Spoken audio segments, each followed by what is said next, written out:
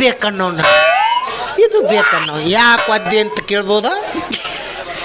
ಈ ನಮ್ಮನ್ನು ನಾಯಿಗೈತೆ ಜೊಲ್ ಸುರಿಸ್ಕೊತ ನನ್ನ ಬೆನ್ನ ಹತ್ತಿಯಲ್ಲೋ ನೀನು. ಸ್ವಾಭಾವಿಕ. ಒಂದು ಹೆಣ್ಣು ನಾಯಿ ಇದ್ದಲ್ಲಿ ಒಂದು 4 ಗಂಡು ನಾಯಿ ಇರು. ಮೇಲಾಗಿ ತಂಡಿ ದಿನ ಜಿಟಿ ಜಿಟಿ ಮಳಿ ಚಳಿ ಬಿಸಾಕತತಿ ಅಂದಮೇಲೆ ಮತ್ತು ನಾನು ನಿನ್ನ ಬೆನ್ನು ಹತ್ತಲಾರ್ದ ಮತ್ತೇನು 80 ವರ್ಷದ ಬಾಯಾನ ಹಲ್ಲು ಹೋದ ಮುದುಕಿ ಬೆನ್ನು ಹತ್ಬೇಕ?